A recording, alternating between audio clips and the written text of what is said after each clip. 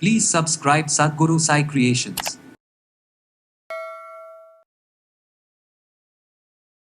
எங்கே பார்த்தாலும் மூட்டு வலி பிரச்சனை தாங்க நிறைய பேருக்கு இருக்குது. மூட்டுக்களை வலிமையாக்க நம்ம என்னென்ன பண்ணலாம்? பெண்களுக்கு அதிகமாக மூட்டு வீக்கத்தோடு சேர்ந்து கீழே காலில் குதிகால் மேலேயும் நமக்கு வலி வீக்கம். இந்த மாதிரி வீக்கம் இருக்குன்னா இதை எப்படி சரி செய்யலாம்? என்ன காரணத்தினால இந்த மூட்டு வலியும் வீக்கமும் வருது? கிச்சனில் நான் குக் பண்ணிக்கிட்டே இருக்கிறேன்னா எனக்கு கரண்டியை ஹோல்ட் பண்ணி நல்லா டைட்டாக பிடிச்சி என்னால் குக் பண்ணவே முடியல. அந்த அளவுக்கு ஜாயிண்ட் பெயின். ஒட்டுமொத்தமாக நம்ம உடலில் இருக்கக்கூடிய ஜாயின்ட்ஸ் எல்லாமே வலிமையாக்கிறதுக்கு நடக்கக்கூடிய எல்லா விதமான மெட்டபாலிசமும் நார்மலாக நடக்கிறதுக்கு சுகர் இருக்குது, கொலஸ்ட்ரால் இருக்குது, இது குறையணுன்னாலும் இந்த உணவையே நீங்கள் எடுத்துக்கலாம். நடந்தாலே எனக்கு மூட்டுக்கள்லேருந்து சத்தம் வர ஆரம்பிச்சிது, ஸ்டெப்ஸ் ஏற முடியல அப்படின்னா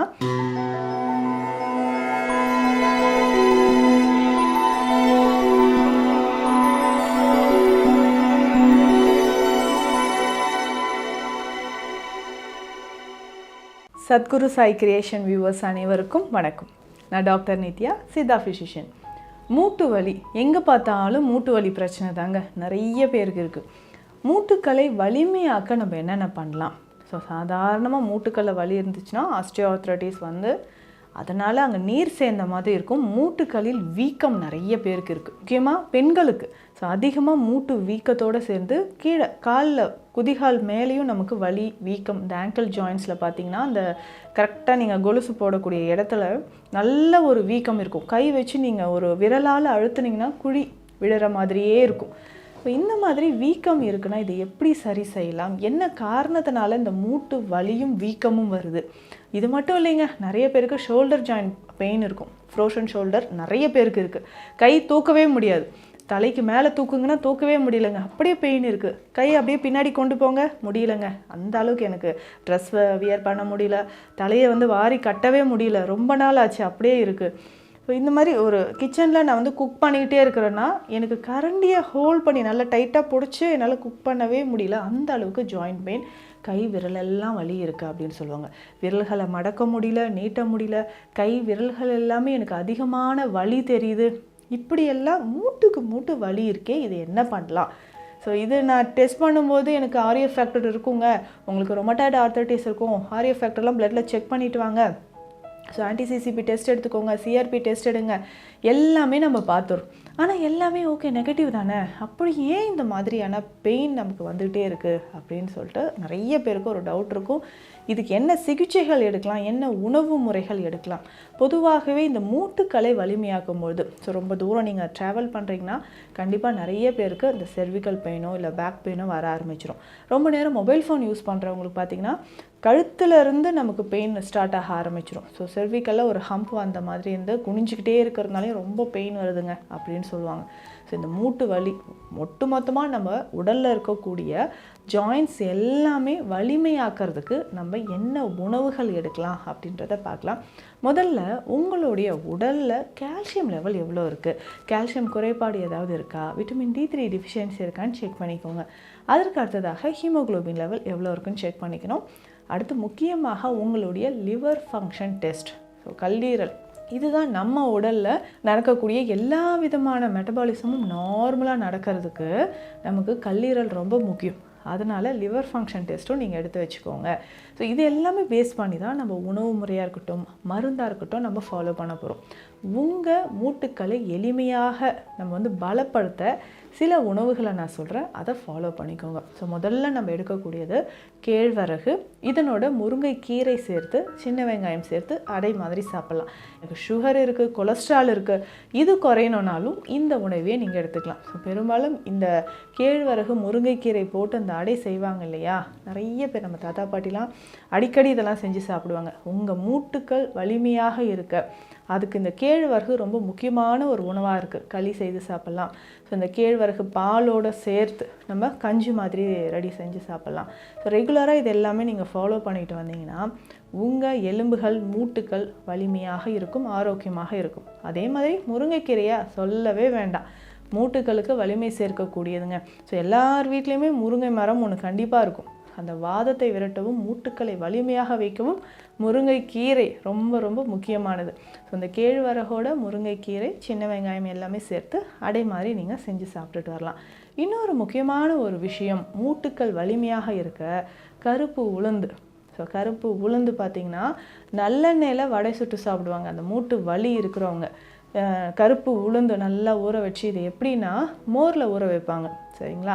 இந்த கருப்பு உளுந்து மோரில் ஒரு 6 மணி நேரம் நல்லா ஊறின பிறகு அதை வாஷ் பண்ணிவிட்டு அதை வடை மாவு பதத்தில் அரைச்சி அதனோட மிளகு, சீரகம், உப்பு சேர்த்து நல்லெண்ணெயில் வடையாக சுட்டு எடுத்து திரும்பவும் தயிரோடு சேர்த்து இதை சாப்பிடுவாங்க. குழந்தைகளுக்கு இது ஒரு வடை கொடுத்து பாருங்கள், ரொம்ப ரொம்ப ஹெல்த்தியாக இருக்கும்.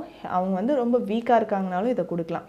உங்களுக்கு மூட்டு வலி இருக்குது, மூட்டில் இருக்கக்கூடிய அந்த பிரச்சனைகள் சரியாகணும், மூட்டு நீர் இறங்கணும், நடந்தாலே எனக்கு மூட்டுக்கள்லேருந்து சத்தம் வர ஆரம்பிச்சிது, ஸ்டெப்ஸ் ஏற முடியல அப்படின்னா இந்த உளுந்து வடையை நீங்கள் தாராளமாக நல்லெண்ணெயில் சுட்டு அதை எடுத்து தயிரோடு சேர்த்து சாப்பிட்டு பாருங்கள்.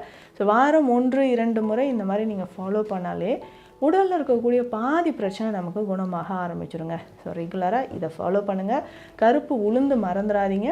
இதுலேயும் அந்த கருப்பு உளுந்து முளைக்கட்டி, கருப்பு உளுந்தோட வெந்தயம், கருப்பு எள்ளு, இது 3மே முளைக்கட்டி நீங்கள் சாப்பிட்டுட்டு வந்தாலும் மூட்டுக்களுக்கு இது வலிமை சேர்க்கக்கூடியதாக இருக்கும். ஸோ இதெல்லாம் நேச்சுரலாக மெடிசன்ஸ் இல்லாமலே நம்ம மூட்டுக்களை வலிமையாக வச்சுக்கிற ஒரு விஷயம்.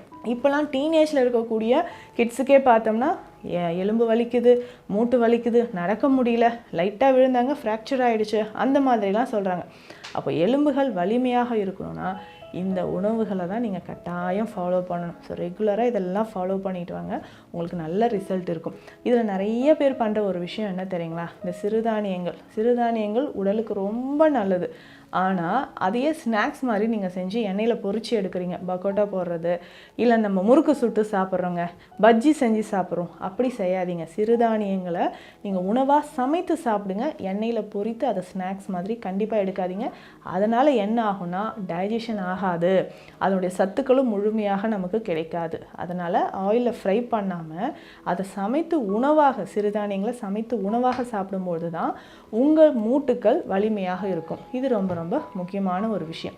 அடுத்து உங்கள் மூட்டுக்கள் வலிமையாக இருக்க நீங்கள் களி வகைகளை எடுத்துக்கலாம்.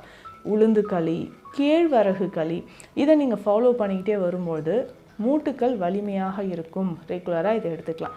அதே மாதிரி சித்த மருத்துவத்தில் இருக்கக்கூடிய கல்ப சஞ்சீவி சூரணம், இது ஒரு முக்கியமான மருந்துங்க. அந்த மூட்டுக்கள் வலிமையாக இருக்க, அந்த மூட்டில் இருக்கக்கூடிய வாத நீர் நமக்கு குறையணும். அந்த ஜாயிண்ட் பெயினால், ஆர்த்ரைட்டிஸ்னால என்ன பண்ணுவாங்கன்னா ஒரு மாதிரி சாஞ்சி நடப்பாங்க. ஒரு சைடாக பேலன்ஸ் பண்ணி நடக்கும்போது உட்காந்து சேரில் உட்காந்துருக்காங்க, எந்திரிங்கன்னால அப்படி ஸ்லோவாக எந்திரிப்பாங்க. ஏன்னா மூட்டை அந்த அளவுக்கு வலி இருக்கும். அதுக்கு தான் இந்த கல்ப சஞ்சீவி சூரணம் சித்த மருத்துவத்தில் இருக்குது. ஜென்ரலாகவே இது தசைகள், எலும்புகள், மூட்டுக்கள், நரம்புகள் எல்லாத்தையுமே வலிமைப்படுத்தக்கூடிய ஒரு முக்கியமான மூலிகை மருந்து. இதை நீங்கள் பாலில் கலந்து காலை இரவு 2 வேளை பயன்படுத்திக்கிட்டே வரலாம். உணவில் பார்த்திங்கன்னா நிறைய இந்த புரோட்டீன் இருக்கக்கூடிய உணவுகளை பயன்படுத்திக்கோங்க. இதனோட நெய் உருக்கி சாப்பிட்டுக்கோங்க. ஏன்னா அந்த மூட்டுக்களில் இருக்கக்கூடிய வலி குணமாகணும்னா நெய் உருக்கி எடுத்தால் மட்டும்தான் மூட்டுக்கள் நமக்கு வலிமையாக இருக்கும். ஸோ ரெகுலராக இந்த மாதிரியான உணவுகள் நீங்கள் எடுக்க உங்கள் உடலில் இருக்கக்கூடிய வாதம் குறைந்து மூட்டுக்கள் வலிமையாக இருக்கும். நல்லாவே உங்களுக்கு டிஃப்ரென்ஸ் தெரியுங்க. இந்த கல்ப சஞ்சீவி சூரணத்தோட நான் சொன்ன உணவு முறைகளும் ஃபாலோ பண்ணிக்கிட்டே வாங்க, நல்ல ரிசல்ட் இருக்கும். எதையெல்லாம் நம்ம தவிர்க்கணும் அப்படின்னு கேட்டிங்கன்னா, அதிகமான உப்பு. ஏன்னா யூரிக் ஆசிட் லெவல் அதிகமாகிடும் ஒரு சிலருக்கு. அது இன்க்ரீஸ் ஆச்சுன்னா ஜாயிண்ட் பெயினும் சிவியராக இருக்கும். உப்பு, புளி கண்டிப்பாக குறைச்சிக்கோங்க. புளிப்பு சுவை கிடையாதுங்க, புளி சேர்த்து சாப்பிட்றோம் இல்லைங்களா, அதை குறைச்சிடுங்க. அவுட் சைட் ஃபுட், எண்ணெய் சார்ந்த உணவுகள் எடுக்கிறது அதிகமாக நீங்கள் அவுட் சைட் ஃபுட் எடுக்க அந்த ப்ரிசர்வேட்டிவ்ஸ் இருக்கிற ஃபுட் எடுக்க எலும்புகளில் தான் அது நம்மளுடைய வலிமையை குறைக்கும். அதனால் அவுட் சைட் ஃபுட் எடுக்கிறதையும் அவாய்ட் பண்ணிக்கோங்க. இந்த பதிவில் நான் சொல்லியிருக்கக்கூடிய விஷயங்கள் எல்லாமே ரொம்ப ஈஸியாக நீங்கள் உணவில் ஃபாலோ பண்ணக்கூடிய விஷயங்கள் தான். கண்டிப்பாக ஃபாலோ பண்ணுங்கள், மூட்டுக்கள் இருக்கக்கூடிய பிரச்சனைகள் தீரும். மீண்டும் அடுத்த பதிவில் சந்திக்கலாம். நன்றி.